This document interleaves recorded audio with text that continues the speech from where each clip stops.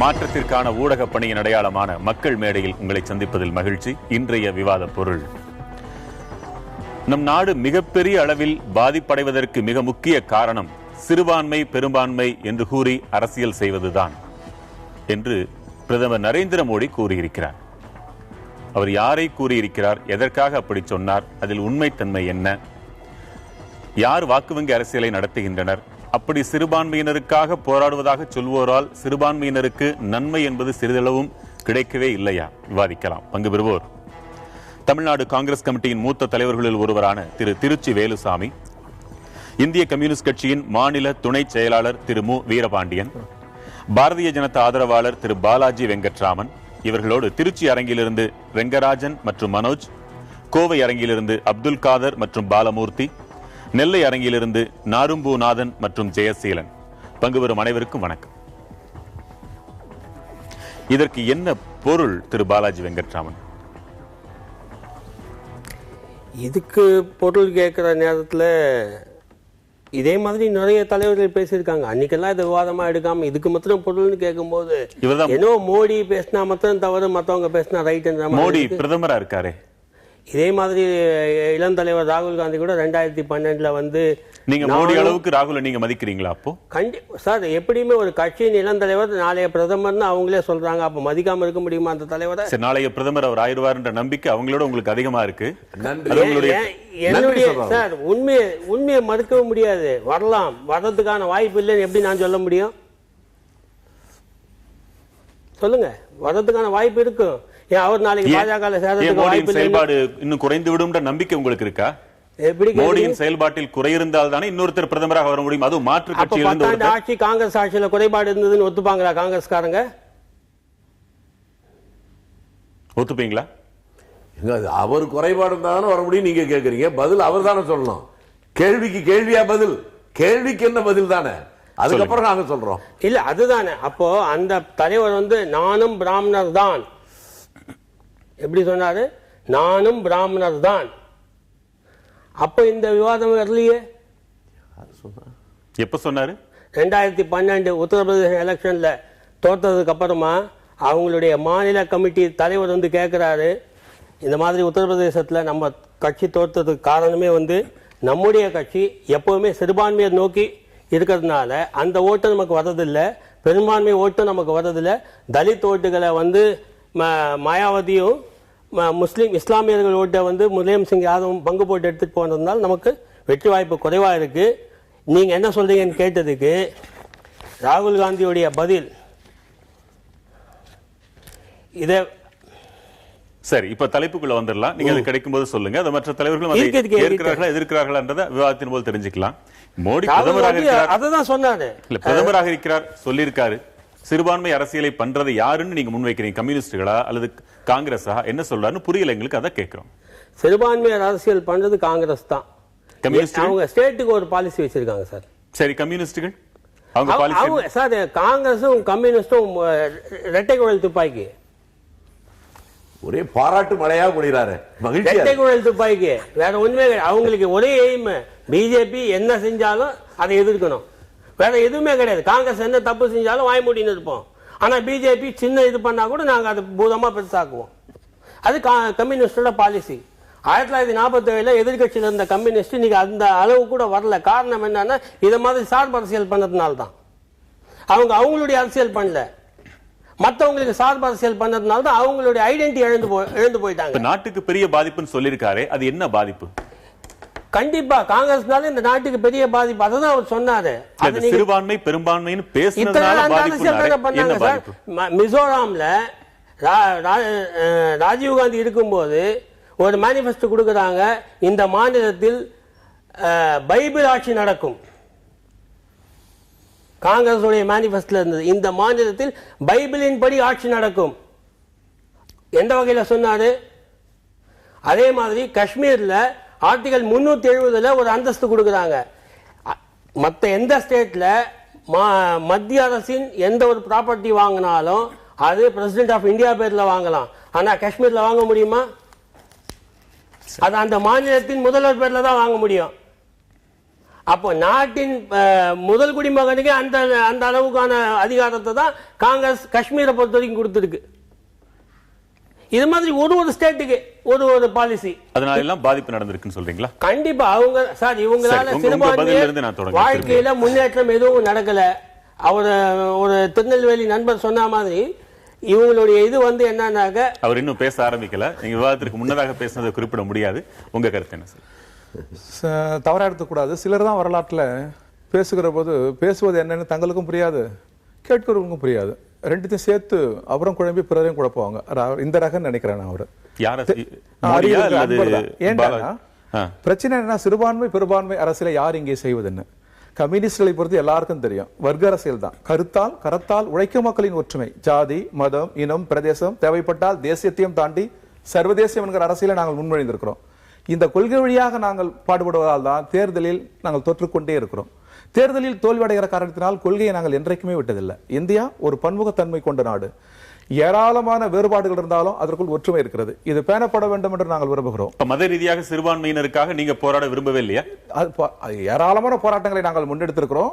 இதை துவக்கி வைத்தது மகாத்மா காந்தி. மகாத்மா காந்தி இந்து.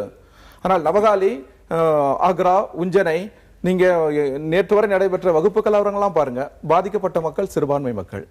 ஆனா ராமபக்தரான மகாத்மா காந்தி நேர இந்து என்பதால் அங்கு போய் குரல் எழுப்பல. அவரு பாதிக்கப்பட்ட சிறுபான்மை மக்கள் இஸ்லாமிய மக்கள் தான் அணைத்தார். இதை ஆப்ரஹாம் லிங்கன் துவக்கி வைத்தார். பெரும்பான்மையாக இருக்கிற வெள்ளையர்கள் பக்கம் தன் அடையாளத்தை அவர் பதிவு பண்ணல, கருப்பர்கள் பக்கம் நின்னாரு. ரஷ்யாவில் ரஷ்யர்கள் மூர்க்கமாக இருந்தாங்க. பைலருஷியா, கஜகஸ்தான், உஸ்பெகிஸ்தான் எல்லாம் அடிச்சே கொண்டாங்க. ரஷ்யர்கள் காட்டுமிராண்டினார். லெலின் ரஷ்யர், ஆனா ரஷ்யர் பக்கமே நிக்கல, சிறுபான்மை பக்கமே நின்னாரு. வரலாற்றில் நீண்ட நெடுங்காலமாகவே மனித குலத்தில் போராடி நியாயங்களுக்காக போராடி அந்த பிம்பத்தை தந்திருக்கிறார்கள். இதைதான் அரசியல் சாசனத்தில் நாம் ஏற்றுக்கொண்டிருக்கிறோம். சிறுபான்மை மக்களை பெரும்பான்மை மக்கள் அரைக்கிறாங்க. கான்ஸ்டிடியூஷன் மட்டுமே இல்லை, இங்க பெரும்பான்மை இந்துக்கள், சிறுபான்மை முஸ்லிம்கள், கிறிஸ்தவர்கள் அரவணைச்சு நிக்கிறாங்க. இந்தியாவில் ஏராளமான இந்துக்கள் எல்லோருமே இஸ்லாமிய எதிரோட்டம் கொண்டவர்களா அல்லது கிறிஸ்தவர் மீது எதிரோட்டம் கொண்டவர்களா? அல்ல. சொந்த சகோதரர்கள் போன்ற கலவரம் நடக்கிற போதெல்லாம் அவர் அணைத்துக் கொள்கிறார்கள். அரசியல் சாசனத்தை விட பெரும்பான்மை இந்துக்களுக்கு இருக்கிற விசாலமான பார்வைதான் சிறுபான்மை மக்களை இங்கே பாதுகாத்துக் கொண்டிருக்கிறது. பிரச்சனை சிறுபான்மை பெரும்பான்மை மக்களுக்கு அல்ல, இந்த அரசியலை முன்னெடுக்கிறவர்கள். பெரும்பான்மை இந்துத்துவ அரசியல் முன்னெடுப்பதியா எல்லோருக்குமே தெரியும், பகுத்தறிவுள்ள எல்லோருக்குமே தெரியும். இங்க RSS, ஜனசங்கம், விஸ்வ இந்து பரிஷத், நீங்க பாருங்க பிஜேபி, நீங்க எல்லாருமே பெரும்பான்மை மத அரசியல் தான் நீங்க முன்னெடுக்கிறீங்க. சிறுபான்மை அரசியலை முன்னெடுப்பவர்கள் காங்கிரஸ்காரர்கள் மற்றும் நீங்கள் அவர் சொன்ன குற்றச்சாட்டு. சிறுபான்மை அரசியல் முன்னெடுப்பது சிறுபான்மை மக்களுக்கான ஆதரவு, சிறுபான்மை மக்களுக்கான பாதுகாப்பு. பெரும்பான்மை மக்களுடைய அரசியல் என்பது ஆதிக்கம். நீங்க வரலாற்று நெடுகளும் பாருங்க. நீங்க பெரும்பான்மை மக்கள் அத்தனை பேரும் அவங்க அரசியல் இயக்கங்கள் சொன்ன மக்கள் இல்ல, நான் சொல்லிட்டேன். மக்கள் ஏராளமான இந்துக்கள் இருக்கிறாங்க. கொஞ்சம் அனுமதிக்கிறீங்களா? ஏராளமான இந்துக்கள் இருக்கிறாங்க, நல்ல முற்போக்குள்ளவங்க இருக்கிறாங்க. அவர்கள் இறை நம்பிக்கை தான் இருக்கும். ஆனா நாடு ஒன்றுபட்டு இருக்கணும்னு நினைக்கிறாங்க. அதான் காந்தி துவக்கி வச்சாரு. யாருக்கும் இல்லாத துணிச்சல், இன்ன வரைக்கும் இந்தியாவுடைய பிரதமருக்கு இல்லாத துணிச்சல். ஒட்டுமொத்தமாக பெரும்பான்மை மக்களுக்காக ஒரு தரப்பு நிற்கிறதா சொல்றீங்களே, அதிலே தாழ்த்தப்பட்டவர்களுக்காக அவர்கள் நிற்கிறார்களா? இல்ல. அது அந்த அரசியலே மத அரசியலை முன்னெடுக்கிற போதே மதத்துக்குள் தானே ஜாதி வேரோடி இருக்கிறது. அதனாலதான் பெரியார் அம்பேத்கர் அதை பெருசா எதிர்த்தாங்க. அதனாலதான் IIT அந்த மாதிரி பிரச்சனைகள் பெரிய அளவில் எழுகிறது. நீங்க அதுக்குள்ளே ஒரு அரசியல் இருக்குது, வாக்கு வங்கி அரசியல் இருக்கிறது. அம்பேத்கர் பிரித்தாளுகிறாங்க பாருங்க. அம்பேத்கர் இருக்கலாம், ஆனா பெரியார் இருக்கக்கூடாது. ரெண்டு பேருமே ஒரே கருத்தோட்டம் உடையவர்கள் தான், நாணயத்தின் இரு பக்கம் போல் தான். அதுனா அம்பேத்கர் அப்படின்னா அங்க வாக்கு தேவைப்படுகிறது. உங்களுக்கு தலித் மக்களின் வாக்கு தேவைப்படுகிறது. அம்பேத்கரும் பெரியாரும் வெவ்வேறா அல்ல. எந்த கோணத்தில் பார்த்தாலும், சமூக கோணத்தில் பார்த்தாலும், அரசியல் ஜனநாயக கோணத்தில் பார்த்தாலும் சரி, இருவரும் நாணயத்தின் இரு பக்கம் போல். ரெண்டு பேரும் முன்மொழிந்தது என்ன? மதம் கூடாது என்பதுதான். ரெண்டு பேரும் முன்மொழிந்தது என்ன? பகுத்தறிவு தான். ரெண்டு பேரும் முன்மொழிந்தது என்ன? ஜாதி கூடாது என்பதுதான். இன்னொரு பார்வையில் அவங்க அந்த ரெண்டு பேரை மட்டுமல்ல, அந்த ரெண்டு பேர் சார்ந்திருந்த ஒரு நாத்திக கருத்தையும் புத்த மதத்தையும் எல்லாம் இந்து மதத்திற்குள் அடக்கம் என்று மூன்றையும் அரவணைத்துக் கொள்ள அது மட்டுமல்ல, தாய் விட இதுதான். நீங்க இருக்கிற மற்ற மதங்கள் எல்லாம் எங்க திரும்பணும் அப்படிங்கிறாங்க. இந்த வேற்றுமையை அவங்க விரும்பவில்லை. வேறுபட்ட கலாச்சார பண்பாடு கூறுகளை அவர் விரும்பவில்லை. ஒற்றை தேசத்தை விரும்புகிறார்கள், ஒரே கலாச்சாரத்தை விரும்புகிறார்கள். இதுக்கு பிறகு திணிப்பு அரசியல் என்பது, ஏகாதிபத்திய பாசிச அரசியல் என்பது சொல்லாமல் சொல்கிறார் இந்தியாவின் பிரதமர். அப்ப இப்படி வச்சுக்கலாம், இவர்களுக்கு தெரிந்தது, அம்பேத்கருக்கு தெரிந்திருக்கவில்லை. பாவம், புத்த மதம் தனி மதம் என்று நம்பி அவர் போய்விட்டார். இந்து மதத்திற்குள்ளேயே தான் இருக்கிறது என்பது இவர்களுக்கு தெரிந்தது. அவருக்கு தெரிந்திருந்தால் அவர் வேறு மதத்திற்கு போயிருப்பார். அப்படித்தான் புத்தம் ஒரு மார்க்கனார், அன்பால் எல்லாரையும் அரவணைக்கிறது, தடைகளை உடைக்கிறது பௌத்தம், எல்லைகளை தாண்டுகிறது பௌத்தம். மனிதம் தான் மதம் என்கிறது பௌத்தம். எனவேதான் மிக தீர்க்க தரிசனத்தோடு அவர் அணைத்துக் கொண்டால் அது ஒரு மார்க்கம், மதம் அல்ல இவர்கள் சொல்வது போல். இன்னொன்று, இறுதி வரை சாகும் வரை அவர்கள் இருவரும் ஒற்றுமையாக இருந்து இறந்து போனால் இறந்தவர்களை பிரிப்பதற்கு இருப்பவர்களால் முடியுமா என்பதும் ஒரு மிகப்பெரிய கேள்வி. தொடர்ந்து பேசலாம். உங்க கருத்து என்ன? நான் இந்திய நாட்டினுடைய பிரதமர் மோடியை மனதார பாராட்டுகிறேன். இன்னைக்கு நான் மாத்தி மாத்தி பாராட்டி இல்ல, காரணம் என்னன்னு கேட்டா, நேற்று வரை பக்கத்தில் நாடுகள் இலங்கையில் இருக்கிற ராஜபக்சே போல ஒரு தேசம், ஒரு மொழி, ஒரு மதம், இதுதான் எங்களுடைய கொள்கைன்னு உரத்த குரலே பேசிய ஒருவர் பெரும்பான்மை சிறுபான்மை என்றெல்லாம் பேசுவது நாட்டுக்கு தீங்கை விளைவிக்கும் அவர் சொல்லியிருக்கார். பாருங்க, அந்த நல்ல விஷயத்தை நம்ம பாராட்டணுமா இல்லையா? காங்கிரஸ்காரங்களை பத்தி சொன்னார் நம்முடைய சகோதரர். காங்கிரஸ்காரர்கள் தங்களுடைய எல்லா காங்கிரஸ்காரனுமே மகாத்மா காந்தியடிகளை தெய்வமாக மதிக்கிறவன். அவர் ஒரு இந்துவா இருந்தாலும் கூட ஈஸ்வர அல்லா தேரே நாம் என்றுதான் சொன்னார். அதே போல தமிழ்நாட்டிலே பிறந்த பாரதி ஒரு உன்னதமான காங்கிரஸ்காரன், ஒரு தேசியவாதி. உயர் ஜன்மம் இத்தேசத்தில் எய்துவராயின் வேதியராயின் ஒன்றே வேறு குலத்தவராயின் ஒன்றே என்று சொன்னவன். 30 கோடி முகமுடையாள், உயிர் மொய்முற ஒன்றுடையாள், செப்பு மொழி 18 உடையாள், எனினும் சிந்தை ஒன்றுடையாள் என்றான். எங்களுக்கு ஜாதி மதம் மொழி அதை கடந்து இந்தியர்கள் அனைவரும் சகோதர சகோதரிகள் என்கிற சிந்தனை தான் உண்டு. அதனால்தான் ஒரு ராமபக்தர் இன்னொரு ராமபக்தரால் சுட்டுக் கொல்லப்பட்டாரா காந்தி கோட்சே? நாங்கள் எல்லோரையுமே நாங்கள் ஏற்றுக்கொள்கிறோம். அது அவர்களுக்கு புரியாதனுடைய விளைவு. நாங்க என்ன பண்ண முடியும்? ராமபக்தனாக இருந்த காந்தியை நான் ராமபக்தன் என்று சொல்லிக் கொள்ள சுடுகிறான் என்றால் ராமனையும் தெரியவில்லை, பக்தியும் உனக்கு புரியவில்லை என்று பொருள். தொடர்ந்து பேசலாம். ஜெயசீலன் நெல்லையிலிருந்து உங்க வாதத்திற்கான நேரம். நண்பு சகோதரர்களே, இவங்க 3 பேரும் சொன்னாங்க. இவங்க சொல்றதை கேட்கும்போது எங்களுக்கு சிரிப்பு தான் வருது. எதனால? ஏன்னா இவங்க ஒருத்தர் மேல ஒருத்தர் குற்றம் சொல்லி இவங்க பொழப்ப நடத்துறாங்களே தவிர, ஏன்னா இவங்க ஒருத்தர் மேல இவங்க அரசியல் சாயத்தை பூச வேண்டியது, ஒரு குற்றத்தை சொல்ல வேண்டியது, இதை வச்சு இது மாற்று சிறுபான்மையினர் மக்களை வச்சு இவங்க அரசியல் பண்றதுக்கு இவங்க செய்யறாங்களே. இவங்க செய்யற ஒவ்வொரு திட்டமும் இது மக்களை வந்து ஏமாளியாக்குறாங்க. இல்ல, அப்படி செய்யக்கூடாதுன்னு தான் மோடி சொல்லியிருக்காரு. அதானே இன்னைக்கு இது ரெண்டாவது. இவங்க நடிக்கிற நடிப்புக்கு மக்களை வந்து நாட பார்வையாளர்களாக வந்து பயன்படுத்துறாங்களே தவிர இவங்க வந்து நாட்டோட வளர்ச்சிக்கு இவங்க பயன்படுத்துறாங்களா? ஒவ்வொருத்தர் எப்படி நடிக்கிறாங்கன்றது நீங்க விளக்கமாவே சொல்லுங்க. பாரதிய ஜனதாவில இருந்து சொல்லுங்க. ஏங்க, இவங்க காங்கிரஸ்காரங்க சொல்றாங்க நாங்க சிறுபான்மையினருக்கு நாங்க ஆதரவாக இருக்கோம் அப்படிங்கிறாங்க. ஐயா, நீங்க சிறுபான்மையினருக்கு ஆதரவா இருக்கிறீங்க. அவர் மோடி சொல்ற இது பிஜேபி காரங்க சொல்றாங்க நாங்க பெரும்பான்மையினருக்கு ஆதரவா இருக்கிறோம், ரெண்டாவது நாங்க சிறுபான்மையினருக்கு நாங்க பாதுகாவலரா இருக்கிறோம் அப்படிங்கிறாரு. இன்னைக்கு பேப்பர்ல வந்திருக்குது. இல்ல, ஒரு சந்தேகம் ஜெயசீலன். காங்கிரஸ் சிறுபான்மையினருக்கு ஆதரவாக இருக்கிறோம் சொல்றாங்கன்னு சொன்னீங்க, பெரும்பான்மையினருக்கு எதிராக இருப்போம்னு அவங்க சொன்னாங்களா? இல்லையே. ஐயா, இவங்க பெரும்பான்மையினருக்கு எதிராக இருக்க வேண்டாம். ஆனா இவங்க அவங்க பெரும்பான்மையினருக்கு எதிரிகள் போல மக்களை திசை திருப்புறாங்க. இது என்ன? சரி, திசை திருப்புறீங்க. திசை அதற்கு அவங்க பதில் சொல்லட்டும். இந்து முஸ்லிம் சகோதரர்கள் அவரு நண்பர் ஒன்றை புரிஞ்சுக்கணும். எண்ணிக்கை அடிப்படையில் தான் ஓட்டு தேர்தல் நடக்குது. நாங்கள் அரசியல் லாபம் என்றால் பெரும்பான்மை அல்லவா ஆதரிக்கணும். சிறுபான்மை ஆதரிக்கிறவங்களுக்கு தான் பைத்தியமா பிடிச்சிருக்கு. 10ல 3 பேர் இருக்கா சிறுபான்மை, 7 பேர் பெரும்பான்மைனா பெரும்பான்மை ஆதரிச்சாலே ஓட்டு கிடைக்கும். சிறுபான்மை ஆதரிச்சா ஜெயிக்கவா முடியும்? சகோதரர்களா இருக்க வேண்டியது. நீங்க சிறுபான்மையை ஆதரிக்கிறவங்களா சொல்லிட்டா பெரும்பான்மையினர் அதை உங்களுக்கு எதிர்த்து வாக்களிக்கிற நிலைமை சொல்றாரு. நாங்கள் சிறுபான்மைக்கு லாபமா இருக்கு. அதை நண்பர் வீரபாண்டியன் தெளிவா சொன்னார். சிறுபான்மை சவல பிள்ளைகளை போல அவர்கள் பாதிக்கப்படுகிற போது அவர்களை அரவணைத்துக் கொள்வதுதான் மனிதாயமானம். அதைத்தான் நாங்கள் செய்யறோம். பெரும்பான்மையை நாங்கள் எதிர்த்திருக்கோமா? இந்துக்கள் இல்லைன்னு சொன்னோமா? நான் இந்து தான், என்ன இந்து இல்லைன்னு சொல்ல முடியுமா? இந்துன்னு சொன்னதுக்கு யாருக்கு அத்தாரிட்டி இருக்கு? ஐஎஸ்ஐ முத்திரை யாரா வச்சிருக்காங்களா? அவங்கதான் இந்துக்களுக்கு அதிகாரிகளா? அதுல மாற்றம் இல்லையா? ஏன் அந்த அத்வானி இந்து தானே, அந்த கட்சியில மூத்த தலைவர் தானே, இந்து தானே, அவரை வைக்க வேண்டியதானே? இவர்கள் போட்டுகின்ற ராமனுக்காகவே ரத யாத்திரை நடத்தினார்ல. உண்மையிலே இந்து என்றால் ராமனுடைய பக்தர் என்றால் நரேந்திர மோடி அவரெல்லாம் பிரதமராக உட்கார சொல்லும். அது எல்லாமே மோசடி வித்தை தானே. அவர் உத்தம வல்லன் மோடி. ஒவ்வொரு நேரமும் ஒவ்வொரு வேஷம் போடுறாரு. இப்ப புதுசா நான் மனிதன் வேடம், இந்தியன் வேடம் அந்த போட்டுட்டு இருக்கிறாரு. பெரும்பான்மை சிறுபான்மைங்கிறது நாட்டை பாழ்படுத்தி விடும் என்று இன்னைக்காவது புரிஞ்சுக்கிட்டாருன்னா, உணர்வு பூர்வமா சொன்னார்னா காங்கிரஸ் கட்சி அவரை பாராட்டுகிறது. ஜெயசீலன் தொடர்ந்து சொல்லுங்க. ஐயா ஆக மொத்தம் நீங்க நடிக்கிற வேஷங்களுக்கு மக்கள்கள் ஒரு பைத்தியக்காரர்கள் போல நீங்கள் ஆட வேண்டும் என்று விரும்புகிறீர்கள். அதுதானே நண்பர் இருக்கார், அவங்க என்ன நடிக்கிறாங்கன்னு சொல்லுங்க ஐயா. கம்யூனிஸ்ட் கட்சிகளை தவிர மற்ற இங்க தமிழ்நாட்டில் உள்ள அரசியல் கட்சிகளும் சரி, மத்தியில் ஆளுகின்ற மாநில தேசிய கட்சிகளும் சரி, இவர்கள் 2 பேரும் பண்ற நாடகத்திற்கு மக்களை பலிகாடாக்குறாங்க. நீங்க 2 பேரும் இரட்டைக்குழல் துப்பாக்கின்னு சொன்னீங்க, பொதுமக்கள் அவங்கள தனித்து பார்க்க விரும்புறாங்களே. எஸ், இவங்க 2 பேருமே இரட்டைக்குழல் துப்பாக்கி. நான் பாலாஜி கிட்ட சொல்றேன், பாலாஜி அவர்கள்ட்ட மீண்டும் சொல்றேன், காங்கிரசும் கம்யூனிஸ்டும் இரட்டைக்குழல் துப்பாக்கி தான், அதுல மாற்று கருத்தே கிடையாது. அவங்க சொல்றாங்க பொதுமக்கள் அவங்களுடைய பார்வை அந்த மாதிரி இருக்கு, என்னுடைய பார்வை இந்த மாதிரி இருக்கு, அவ்வளவுதான். ஏன் இவங்க இரட்டைக்குழல் துப்பாக்கின்னு சொல்றேன்னு சொன்னாங்க. இப்போ கூட கொஞ்சம் முன்னால பாருங்க, காங்கிரஸ் நண்பர் சொல்றாரு, அருமையா பேசுறாங்க, மதத்தை வச்சுதான் சிறுபான்மையான பெரும்பான்மை அரசியல் வச்சுதான் உங்களுக்கு பொழப்ப ஓட்ட முடியுமா? வேற பொழப்பு இல்லையே.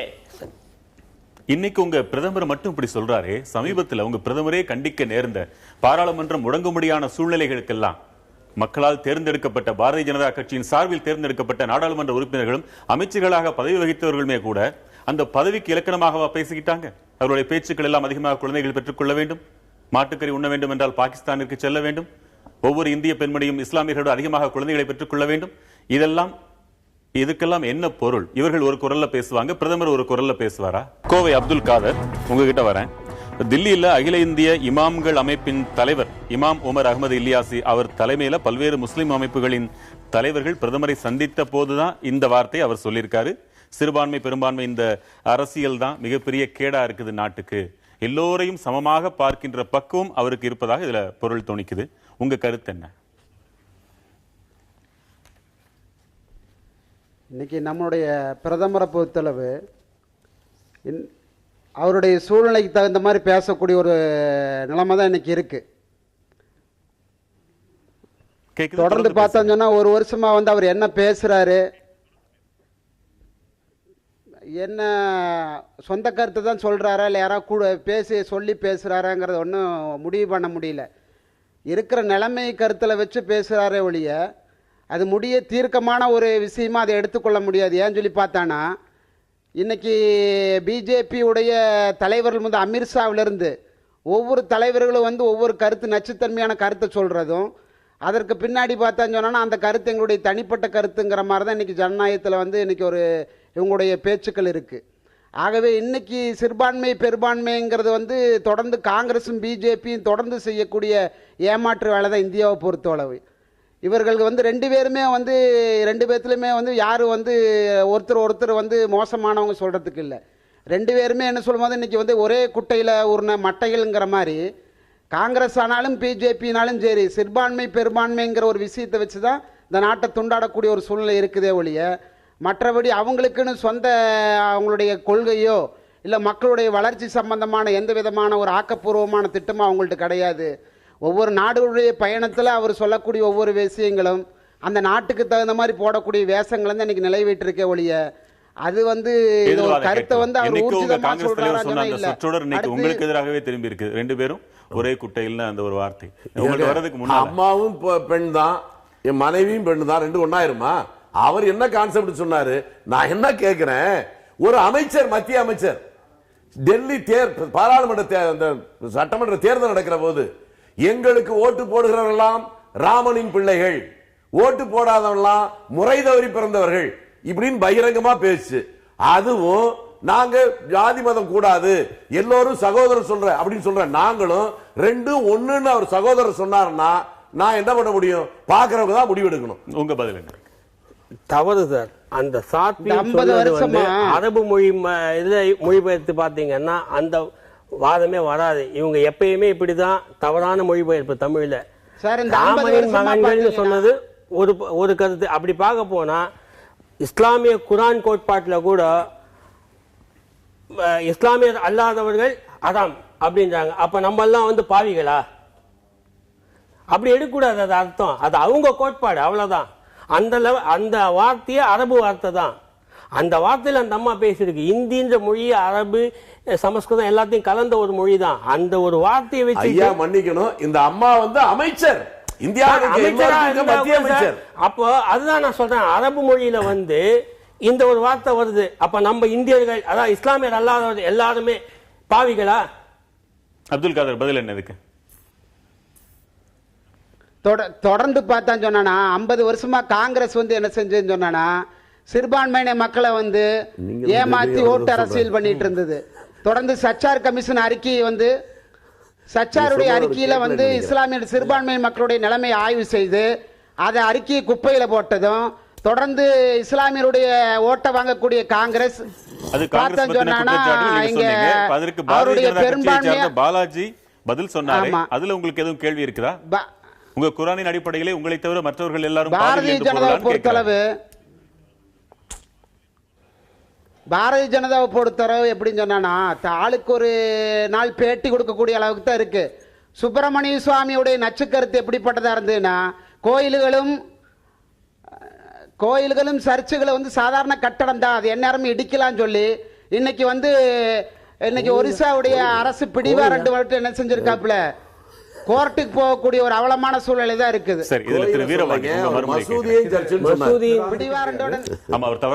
காங்கிரஸ் கட்சியும் பிஜேபியும் ஒரு பொருளாதார கொள்கையில் ஒரே பாதைன்னு சொல்லலாம். ஆனா இந்த மாதிரி ஒரு மதசார்பின்மையில் நேரு துவங்கி காந்தி, டாக்டர் அம்பேத்கர் போன்ற நமது முன்னோர்கள் வகுத்த பாதையில தான் நம்ம எல்லோருமே நடைபெறுறோம். இப்ப நீங்க எங்கள் கட்சியை பொறுத்த வரைக்கும் இந்திய மக்கள் ஜாதியாவோ மதமாவோ வாழ்நிலையில் கட்டமைக்கப்பட்டிருந்தால் அப்படி வாக்களிக்கிறது இல்லை, அரசியலாக தான் வாக்களிக்கிறாங்க. இதை திசை திருப்புவதற்கு அங்கொன்று இங்கொன்றுமாக சிறுபான்மை பெரும்பான்மை மதம் இந்த மாதிரி பிரச்சனைகளை முன்னெடுக்கிறாங்க. இல்லை எங்களை பொறுத்த வரைக்கும் நாங்கள் இல்லை நான் ஒன்று சொல்ல வரது என்னன்னா, காங்கிரஸ் கம்யூனிஸ்ட் ரெண்டுமே நாட்டில் மிகப்பெரிய பிரச்சனை ஒன்று இருக்கு, பாபர் மசீது ராம ஜென்ம பூமி. நாங்கள் என்ன சொன்னோம், பிரச்சனை உருவாகி விட்டது, சரி தீர்வு என்ன? ரெண்டு பார்ட்டியுமே என்ன சொல்றேன்னா, இதை வந்து நமது முன்னோர்கள் அறிஞர்கள் எல்லோருமே பெரிய மேதைகள்லாம் கருதுற மாதிரி, நெடுநிலையாளர்கள்லாம் கருதுற மாதிரி, இது ஒரு கருவூலத்தில் நமது நினைவு சின்னம் போல், ரெண்டு ஒற்றுமையின் சின்னம் போல், நாட்டினுடைய ஒரு இறையாண்மை சின்னம் போல் வச்சுக்கலான்றோம். ஆனா பிஜேபி அதுக்கு தயாரா? காங்கிரஸ் மேனிபெஸ்டோல அது தயார், கம்யூனிஸ்ட் மேனிபெஸ்டோல அது தயார். சம்பவம் நிகழ்ந்து விட்டது, எது சரி தவறுன்னு நம்ம போக வேண்டாம், எதிர்காலத்தில் ஒன்றுபட்டு போவோம். இந்து முஸ்லிம் இருவரினுடைய ஒற்றுமை சின்னம் போல் நமது தேசிய கருவூலத்தில் இது இருக்கட்டும்னு சொல்றோம் ரெண்டு பேரும். பிரதமர் தயாரா? அமித்ஷா தயாரா? பிஜேபி RSS சங் பரிவார் கூட்டம் தயாரா? இல்லையே. நாங்க கட்டியே தீர்வுங்கிறீங்க. அப்ப இது என்ன தெரியுது, நீங்க மத அரசியலை, மத வெறி அரசியலை முன்னெடுக்கிறீங்க. என்ன பதில் சார்? இந்தியாவில ஒரு நிமிஷம் நான் உண்மையை சொல்றேன், இந்தியாவில தான் ராமர் கோயில் கட்ட முடியும், பாகிஸ்தான்ல போய் கட்டவே முடியாது, அனுமதிக்க மாட்டாங்க. இதுதான் உண்மை. இங்க கட்டிக்காம யார் இடித்தது, எதை யார் இடித்ததுன்றது இல்லையா சார்? அதுக்கு முன்னாடி என்ன இருந்தது? அதுக்கு முன்னாடி இஸ்லாமியருடைய ஆட்சி எப்போ வந்தது? இந்தியாவுல மனிதன் தோன்றதுக்கு வெறும் மண்ணு தான் இருந்தது. சில இல்ல இஸ்லாமிய ஆட்சிக்கு முன்னால யார் இருந்தாங்க இந்தியாவுல? மொழி தோன்றியதா சார்? இதுக்கு பதில் சொல்லுங்க சார். இஸ்லாமிய ஆட்சிக்கு முன்னால இந்தியாவுல யார் ஆட்சி பண்ணது? கிறிஸ்தவர்களா? இல்ல இல்ல இல்ல கம்யூனிஸ்ட்காரங்க. அதாவது இவர் சொல்ல வரது இந்தியான்னு ஒன்னு இருந்ததா? கண்டிப்பா இருந்தது. பாரதம் என்ற தேசம் இருந்தது, இந்துஸ்தான் என்ற தேசம் இருந்தது. அம்பேத்கர் சொன்னதே வந்து 1947 இந்தியா என்ற பெயர் வேண்டாம், பாரதம் என்ற பெயர் வைக்கணும் தான் சொன்னாரு. இவங்க எல்லாம் ஆரியர்கள் இந்தியாவில் படையெடுத்த போதும் சரி ஒரு இந்தியா இல்ல, செங்கிஸ்கான் படையெடுத்த போதும் இந்தியா இல்ல, பிரெஞ்சுக்காரர்கள் டச்சுக்காரர்கள் படையெடுத்து வந்த போதும் இந்தியா அல்ல, இவர்கள் முன்னோர்கள் படையெடுத்து வந்த போதும் இந்தியா அல்ல. பிரிட்டிஷ்காரர்கள் சொந்த லாபத்திற்காக இந்தியாவை கட்டமைத்தார்கள், அவர்கள் சொந்த லாபத்துக்காக. அவன் தான் சாலையை போட்டான், பொருள் உற்பத்தி, ஆங்கில மொழின்னு. இரண்டாவது இந்தியா, ஒரு நிமிஷம், இரண்டாவது இந்தியா இந்திய விடுதலை போரில் நமது விடுதலை போரில் முன்னோர்கள் உயிர் கொடுத்து கட்டமைக்கப்பட்ட இந்தியா பிரிட்டிஷ் இந்தியாவில் விடுதலை போர்ல இரண்டாவது இந்தியா.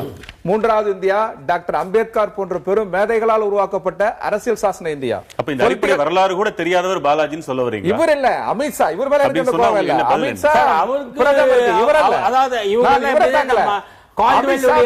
அதே கருத்தில் தானே இருக்கு. இவங்க எப்படி தெரியுமா படிப்பாங்க? ஒன்லி இந்த கால்டுவெல்லுடைய இதுதான் படிச்சிட்டு இருக்காங்க, அப்படிதான் பேசுவாங்க, வேற வழி கிடையாது. இவங்க இந்தியாவே இல்லன்னுவாங்க, இன்னும் கொஞ்ச நாள் போனா இப்ப இல்ல அப்படின்னு சொன்னா சார். இந்தியா கட்டமைத்ததுல அதான் கட்டமைப்பை விட எங்களுக்கு பங்கு உண்டா இல்லையா? எல்லாரும் பங்கு ஜாஸ்தி. இங்க எங்க விடுதலை போராட்ட ஆரியரை பத்தி பேசினாங்க, ஜனசங்க விடுதலை போராட்ட பங்கெடுத்ததா? RSS பங்கெடுத்ததா? உங்கள் முன்னோர்கள் யாரா பங்கெடுத்தாங்களா? பட்டியல் போடுங்க. ராகுல் காந்தி பங்கெடுத்தாங்களா? அடுத்த கேள்வி வரும். நீங்க எங்களை கேளுங்க, என்ன கேளுங்க. உங்க இதுல யார் பங்கெடுத்தாங்க? தியாகி பென்ஷன் ஐயா இப்ப இருக்கிற நலகன் எடுத்துக்கோ, சங்கரையா எடுத்துக்கோ, பிஏபி பரதன் எடுத்துக்கோ, ஒரு பட்டியல் போட்டீங்கன்னா லெஃப்ட் தான் முதல்ல வராங்க. கேட்டு பாருங்க. சிபிஐ சிபிஎம் இணைஞ்சாங்க. இன்னைக்கு அந்த சுதந்திர போராட்டத்துல கம்யூனிஸ்டுகளுக்கு இந்த மாதிரி மறுக்க மாட்டேன். திருச்சி ரங்கராஜன் உண்மையை சொன்னா ஒண்ணு சேர்ந்துருவாங்களா? உண்மையை சொன்னா இந்தியா என்பது மட்டுமல்ல, இந்து என்கிற மதம் கூட சுதந்திரத்துக்கு மிக அருகில் வெள்ளைக்காரர்கள் இந்தியா விட்டு போகிறப்ப கான்ஸ்டிடியூஷன்ல சேர்த்ததுதான். இந்த தலைப்புக்கு வந்துருங்க. இந்த சிறுபான்மை சொல்ற பெரும்பான்மை மாதிரி வாக்கு இந்துங்கிற மதம் கூட எத்தனை மக்களுக்கு லாபமா நட்டமா? பெரும்பான்மை அரசியலை பிஜேபி தான் செய்யறாங்க. கடவுள் நம்பிக்கையாளர்கள் அனைவரையும் அவர்களை ஆதரவாளராக மாற்றுவதற்கான முயற்சி தொடர்ந்து செஞ்சிட்டு இருக்காங்க. இந்தியா ஃபுல்லா அந்த மாதிரி முயற்சி நடக்குது. தமிழ்நாட்டில் முக்கியமா தலித்துக்கு எதிராக அனைத்து சக்திகளையும் ஒன்றிணைக்கும் முயற்சியும் பிஜேபி செஞ்சிருக்கிறது. இதற்கு எடுத்துக்காட்டாக மாதவன் பாகன் நூலினை தடை செய்ததை சொல்லலாம். இப்போது அம்பேத்கர் பெரியார் வாசகர் வட்டத்தை தடை செய்ததையும் சொல்லலாம். தொடர்ந்தாப்ல சரி, அது பெரும்பான்மை அரசியல். காங்கிரஸ் செய்வதை என்ன அரசியல் சொல்றீங்க? தடையெல்லாம் யாரும் செய்யலையே. இவர்களை போல் மதம் அடிப்படையில் அரசியல் செய்ய தெரியாது. அவர்கள் செய்ய தயாராக இருப்பார்கள், செய்ய தெரியாது.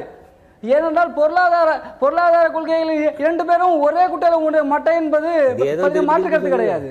இவர்களை போல் அவர்களுக்கு மத அரசியல் செய்ய தெரியாது, அதனால் செய்வதில்லை. அது என்ன கணக்கு? எப்படி தெரியாதுன்னு நீங்க முடிவுக்கு வரீங்க? நாங்க சொல்றாங்க, எங்க தலைவர்கள் அப்படித்தான். நேரு அவருடைய மகனை ஒரு பார்சி கல்யாணம் பண்ணிருக்கிறார். ரங்கராஜன் சொல்லுங்க சொல்லுங்க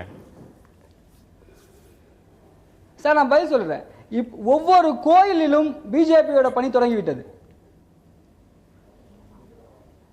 அவங்க பாத்தீங்கன்னா நிகழ்ச்சி நிரலை கோவிலை மையப்பட்டி, நான் ஏற்கனவே சொன்னதை மீண்டும் சொல்கிறேன், அவர்கள் கடவுள் நம்பிக்கையாளர்களை அவர்களுடைய ஆதரவாளராக மாற்றுவதற்கான அனைத்து வேலைகளையும் செய்ய ஆரம்பித்து விட்டனர்.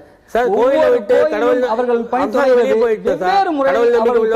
தொடங்கிவிட்டனர். சொல்றது திருச்சியிலிருந்து ரங்கராஜன் சொல்றாங்க. ரங்கராஜன் தான் நான் சொல்றேன். கடவுள் நம்பிக்கையாளர் கிட்ட கோயிலை கொடுத்துட்டு அரசாங்கம் வெளியே போயிட்டா அவங்க பாத்துக்குவாங்க நல்லபடியாவே. எந்த கோயிலையுமே அந்த அரசியல் தனி, அந்த விவாதம் பண்ணுவதற்கும் தயாரா இருக்கிறோம். இல்ல, நீங்க சின்ன சின்ன கோயில் சொல்றீங்க. இந்தியாவே ஒரு பெரும் கோயில்னார் நேரு. அந்த கோயிலை நீங்க பாடுபடுத்தாதீங்க. நீங்க வெளியேறிட்டு போயிட்டார்ல, அதை நீங்க வெளியேறீங்களா? இல்ல இல்ல, அந்த கோயில தான் நேரு பாடு பண்ணிட்டு தப்பு. அவர் பாடு பண்ணல, பாடு பண்ணிட்டு தான் போயிருக்காரு. தவறு. பதில் சொல்றேன். நேரு என்கிற விசாலமான சிந்தனை, பெரும்பான்மை சிறுபான்மை அப்படிங்கிற விஷயம் கிடையாது, குறுகிய சிந்தனை தான் அது. சொல்லுங்க ஐயா. நார்முநாதன் ஐயா, அதாவது இந்த பெரும்பான்மை சிறுபான்மை அப்படி நம்ம சொல்லும் போது அது ஏதோ இந்தியாவில் இருக்கக்கூடிய ஒரு கருத்தியல் அப்படிங்கிற மாதிரியான ஒரு கருத்தோட்டம் இருக்கு. அது அப்படி அல்ல. அது 1948 ஐநா சபையிலேயே எந்த ஒரு நாட்டிலும் மொழியாலோ அல்லது இனத்தாலோ சிறுபான்மை இருக்கக்கூடிய மக்களை பெரும்பான்மை மக்கள் நசுக்கிவிடக்கூடாது என்பதற்காக அவர்களுக்கான சில உரிமைகள் ஏற்படுத்தி தர வேண்டும் என்ற கருத்தியலின் அடிப்படையில் தான் இருக்கு.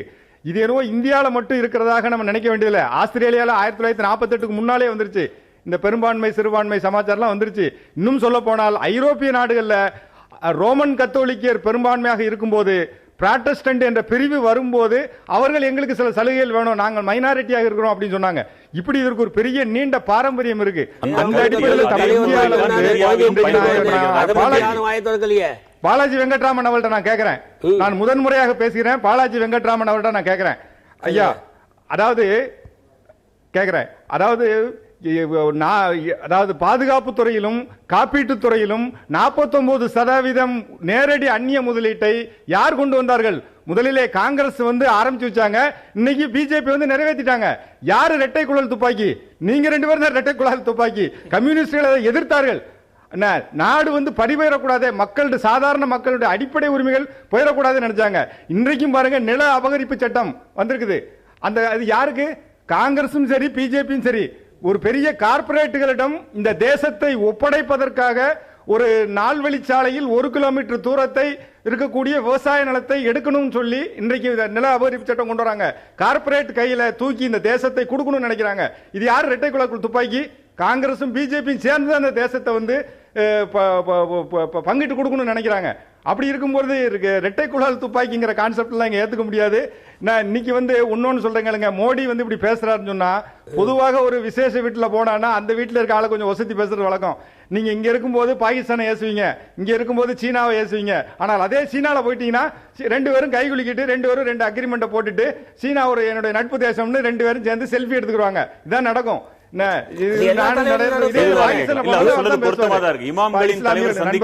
இந்த வார்த்தையை அவர் சொல்றாரு. இந்துக்கள் பெரும்பான்மையாக உள்ள இடங்கள்ல உங்க எம்பிக்கள் பேசும்போது வேற வேற வார்த்தைகள் பேசுறாங்க. ஒரு பிரதமர் இஸ்லாமியருக்கும் பிரதமர் தான், கிறிஸ்தவருக்கும் பிரதமர் தான், இந்துக்களுக்கும் பிரதமர் தான். அந்த அடிப்படையில் அவர் பேசியிருக்கிறாரு. இதுல என்ன தவறுன்னு கேட்கிறேன். வாழ்த்து சொல்றாரா? கிறிஸ்துமஸுக்கு சொல்லி இருக்கிறாரா பிரதமர்? எல்லாருக்கும் பிரதமர் தானே சொல்லுவாரா? முஸ்லிம் பண்டிகை வாழ்த்து சொல்றாரா? இப்படி கேட்க போனீங்கன்னா ராஜேந்திர பிரசாத் நேரு என்ன சொன்னாரு? இந்த சோமநாதபுரம் கோயிலுடைய கும்பாபிஷேகத்துக்கு போக கூடாதுன்னு தடுக்கலாமா? கான்ஸ்டிடியூஷன் பிரகாரம் உடனே வரலாறுக்கு போக கூடாதுன்னு சொல்லக்கூடாது. இன்னைக்கு நீங்க சமம்னு சொல்றீங்களே, இன்னைக்கு வாழ்த்து தெரிவிக்க வேண்டியது இது பிரதமர் அப்ப தெரிவிக்கிறத ஒத்துக்கிறீங்க. ஸ்டாலின் விநாயகர் சதுர்த்திக்கு வாழ்த்து சொன்னாரு. அடுத்த நிமிஷம் இது ஸ்டாலினால கொடுக்கப்பட்ட வாழ்த்து அல்லன்னு சொன்னது இவங்க கண்டிச்சாங்களா? பிரதமர் இத்தனை பேர் நீங்க துணை கழிக்க வேண்டிய அவசியம் என்ன வந்தது? நீங்க அது சரியா தவறா? மெயினான கேள்விக்கு போக துணை கேள்வி போட்டதுனால தான் இத்தனை பேரை நான் கூட வேண்டியதா இருக்கு.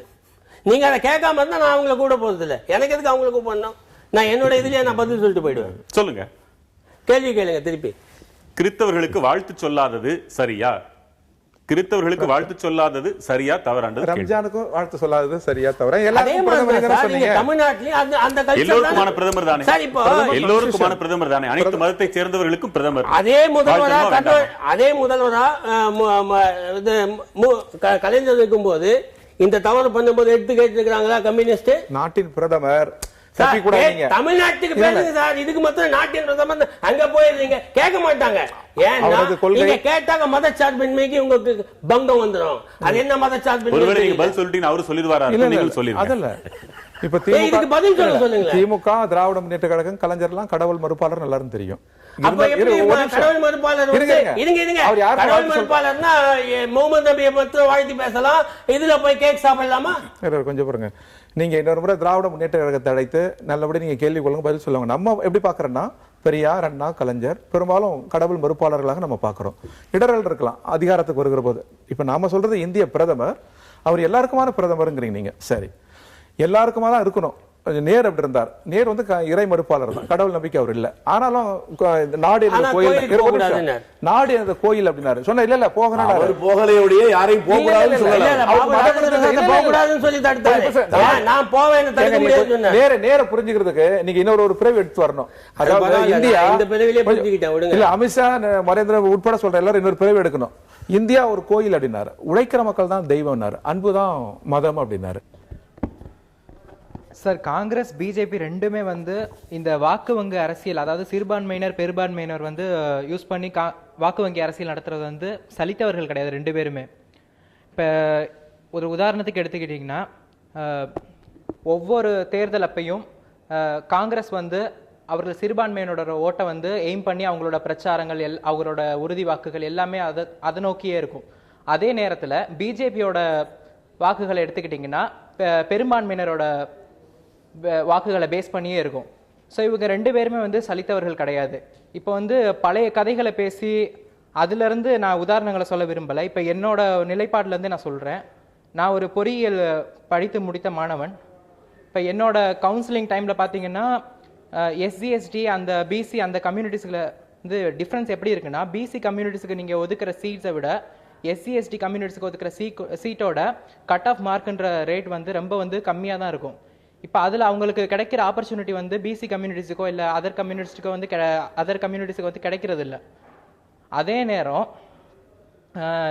எவ்வளோதான் அரசியல் கட்சிகள் இந்த தேர்தல் நேரத்தில் நீங்கள் வாக்குறுதிகள் மைனாரிட்டி மெஜாரிட்டின்றதை பேஸ் பண்ணியிருந்தாலும் அதுக்கப்புறம் மக்களோட நிலைப்பாடு என்னன்றதை நீங்கள் புரிஞ்சுக்கிட்டு அதுபடி செயல்படணும். சரி, இருவரும் சலித்தவர்கள் அல்லங்கிறது அதே கருத்தை சொல்லியிருக்கீங்க. கோவை பாலமுருகன், இதனால பாதிக்கப்படுறது மக்கள் தான். கோவை பாலமூர்த்தி சொல்லுங்க. அதாவது இந்தியாவில் இருக்கிற 120 கோடி மக்களை சுரண்டுவதற்காக ஏற்படுத்தப்பட்ட கட்டமைக்கப்பட்டிருக்கிற ஒரு விஷயம்தான்.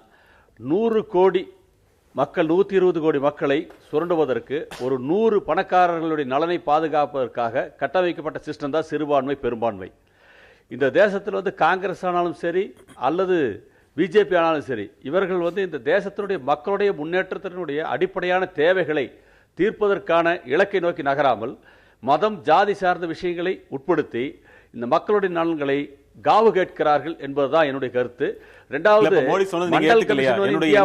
அமலாக்குவதற்காக விபி சிங் முயற்சித்த போது குறிக்கிட்டேன் பாலமூர்த்தி, என்னுடைய எண்ணம் பூரா வளர்ச்சி வளர்ச்சி அது மட்டும் தானே மோடி சொல்றாரு. நம்பிக்கை இல்லையா உங்களுக்கு? யாருடைய வளர்ச்சிங்கிறார் அவர்? அத்தனையும் நாடகம். 100 கோடி கருப்பணம் 100 நாள்ல கருப்பணம் வரணும்னு சொன்ன ஏன் வரல? அப்ப இந்தியாவுடைய வளர்ச்சி எங்க தடப்பட்டது? யார் தடுத்தது? கொண்டு வர வேண்டாம் சொன்னது யாரு? மோடி சொல்றது அத்தனையுமே அரசியல் நாடகம்.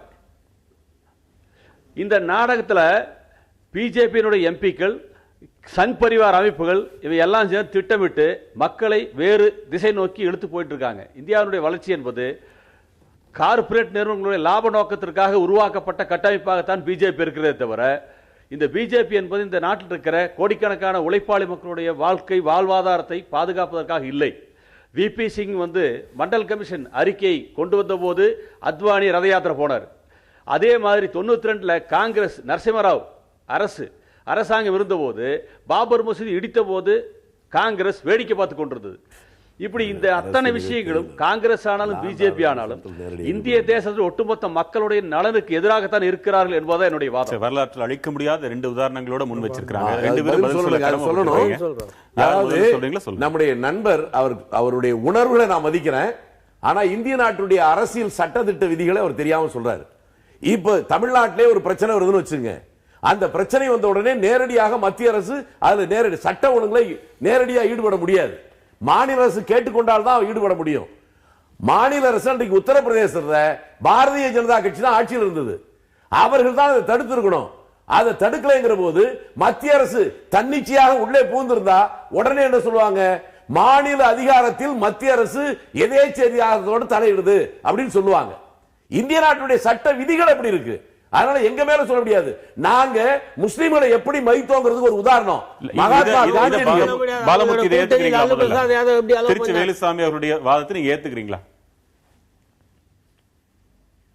இல்ல காங்கிரஸ் கட்சி 356 பல மாநிலங்கள் எப்படி பயன்படுத்துச்சு? அந்த இடத்துல எஸ்ஆர் பொம்மை வழக்குக்கு அப்புறமா 356 பயன்படுத்தவே முடியாதுங்க. அதுக்கு முன்னால பயன்படுத்தலாம். எஸ்ஆர் பொம்மையுடைய வழக்குக்கு பின்னால 356 பயன்படுத்த முடியாது. பீகார்ல பெரும்பான்மையான கையில வச்சிட்டு இருக்கிற காங்கிரஸ் கட்சி இந்திய தேசத்தினுடைய ஒற்றுமை. சொல்லுங்க பாலாஜி. அதாவது இது இந்திய அரசியலமைப்பு சட்டத்துல மாநில அரசு விவகாரத்துல மத்திய அரசு தலையிட முடியாது. அதே மாநில அரசு பீகார்ல இருந்து அந்த ரத யாத்திரை முன்னே போகாம தடுத்திருக்க முடியும் லல்லு பிரசாத் யாதவ வச்சு. ஆனா அதை செய்யலையே. என்ன சொல்ல வரீங்க? அன்னைக்கு காங்கிரஸ் தடுத்திருந்திருக்கணும். காங்கிரஸ் தடுக்கவே முடியாது. அன்னைக்கு இதே கூட்டணியில இருந்தவங்க தானே லல்லு பிரசாத் யாதவ் இவங்களாம். அவரை வச்சு ஸ்டாப் பண்ண வந்தவரையும் இவங்க வேடிக்கை தானே பார்த்தாங்க. அதனால இது அன்பர் சொல்ற மாதிரி நரசிம்மராவ் பிளான் பண்ணதுதான். அது இடிக்கணும் பிளான் பண்ணிட்டாரு. நரசிம்மராவ் பிளான் பண்ணது இடிக்கணும். அவர் சொன்னதுல இந்த வாதத்துல ஆழ்ந்த பொருள் ஒன்று சொன்னார் கோயம்புத்தூர் அன்பர் ஒருத்தர். இருங்க நான் முடிச்சேன். நரசிம்மராவ் இடிக்கணும்னு பிளான் பண்ணாரு, இடிச்சிட்டாரு. அந்த நல்ல மனுஷனை காங்கிரஸ் அப்புறமா ஒழிச்சு கட்டிடுச்சு. அயோத்தியில பாபர் மசூதி இடிச்சது நரசிம்மராவ் தான். கண்டிப்பா நரசிம்மராவ் தான். போட்டோலாம் அத்வானி நீங்களே சும்மா இருக்கும்போது எனக்கு என்ன நீங்க சொல்லுங்க. அந்த வழக்கே அத்வானி மேல உமாபாரதி மேல இன்னமும் இருக்காங்க. வழக்கு வரல சார், உண்மையான இது அவர்தானே சார். அப்புறம் அந்த கோயம்புத்தூர் அன்பர் ஒரு பொருள் புரிந்த ஒரு செய்தி சொன்னார். பெரும்பான்மை வாதம் பேசுகிற நரேந்திர மோடி, இந்திய பிரதமர் நரேந்திர மோடி பொருளாதார கொள்கை என்று வருகிற போது சிறுபான்மையின் பக்கம் இருக்கிறார். விரல் விட்டு எண்ணக்கூடிய ஒரு சிலர் கார்ப்பரேட் முதலாளிகள் சிறுபான்மையினர். ஆமா, ரொம்ப ரொம்ப சிறுபான்மை. 100 பேர் 120 கோடி மக்கள் சிறுபான்மை. பணக்காரர்கள் எண்ணி பாருங்க நீங்க. நாடு கடந்த நிறுவனங்கள், உள்ளூர் நிறுவனங்கள் எனவே அவங்களுக்கு சார்பாக பெரும்பான்மைவாதம் பேசுகிற இந்திய பிரதமர் பொருளாதார கொள்கை என்று வருகிற போது மிக மிக சிறுபான்மையாக தன்னை சுருக்கிக் கொள்றாரு அப்படின்னு ஒரு நல்ல செய்தி அவர் சொன்னாரு. இல்ல அவரு உங்களுடைய கருத்துக்கு ஒத்து போறாரு. என்னுடைய கருத்து இல்ல, மனசா. இல்ல பிரதமர் ஒத்து அறிவோ- போறாரு. இது என்னுடைய கருத்து அல்ல. சிறுபான்மையினருக்கு சாதகமா இருக்கணும்னு சொன்னீங்க, அந்த சிறுபான்மையினருக்கு எனக்கு சாதகமா அல்ல. இருக்காருன்னு எடுத்துக்கோங்க. அறிவோ உண்மைக்கு நல்ல- ஆதரவா இருக்கிறேன். அறிவோ 100 கோடி பணக்காரர்களுக்கு ஆதரவா தான் பிஜேபி திட்டங்கள் இருக்கிறது. இல்ல இல்ல அது என்னுடைய சார், கருத்து. வளர்ச்சின்னு வரும்போது அது சில என்ன இழப்புகள் திட்டம்? ஏழை மக்களுக்கான திட்டம் வேணும். காங்கிரஸ் சொல்லுங்க கட்சியினால சிறுபான்மையினருக்கு மிகப்பெரிய நன்மைகள் விளைந்து விட்டனவா? அவர் எங்க சிறுபான்மையினர் மானிய திட்டத்துல காவலர்களாக இந்திய மக்களுக்கு என்ன அறியப்பட்டவர்கள் நலன்? என்றால் அது கேஸுக்கான உண்மையா? சிறுபான்மை. இவர்களால் அதிகபட்சமாக இல்ல, இல்ல. சிறுபான்மையினருக்கு தீமைகள் நடந்திருக்குதா? நான் இந்த ரெண்டுல எது உண்மை? கேஸுக்கான மானியம் காங்கிரஸ் கொடுத்ததுல கட்சி- இந்திய மக்களுக்கு என்ன நன்மை? வீரபாண்டியன் கேட்கிறேன். சொல்லுங்க. காங்கிரஸ் கட்சி பின்பற்றுகிற அந்த பொருளாதார கொள்கைகளால் சிறுபான்மை மக்களை பொருளாதார ரீதியாக சமூக ரீதியாக முன்னேற்ற முடியாது. ஒரே விஷயம், அவங்க செக்குலர், நீண்ட நெடுங்காலமாக செக்குலருக்காக நிக்கிறாங்க. அந்த வகையில் பிஜேபியும் அவர்களை நீங்க ஒரே தட்டில் நிறுத்த முடியாது, நிறுத்தக்கூடாது. நேரு காந்தி துவங்கி இன்ன வரைக்கும் அந்த வகையில தான் நான் அவர்களை ஆதரித்து பேசினேன். கொள்கை வழியில் நீங்க பொருளாதார வழியில் அவ்வாறு அல்ல.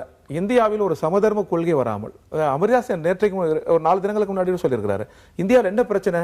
தட்பவெட்ப சூழ்நிலை பிரச்சனை இல்லை, உழைக்கிற மக்கள் பிரச்சனை இல்லை, செல்வ வளங்கள் பிரச்சனை இல்லை. பிரச்சனையே என்ன அப்படின்னாக்கா 40 கோடி பேர் உழைப்பதை 4 பேர் எளிதில் எடுத்துட்டு போயிடுறான், எக்ஸ்ப்ளாய்ட் பண்றான். அதை நமது அரசியல் சாசனம், நமது ஆட்சியாளர்கள் அங்கீகரிக்கிறார்கள். இது முன்பு கொஞ்சம் தயக்கத்தோடு செய்தோம், இப்ப பகிரங்கமாக செய்யுங்க. உள்ளூர்ல செய்தது போக நாடு கடந்த நிறுவனங்கள்லாம் வாருங்க, எல்லா துறைக்கும் வாருங்கன்னு இப்போ மூர்க்கதனமாக இந்திய பிரதமர் கதவுகளை திறந்து விடுறாரு. அதுதான் பிரச்சனை.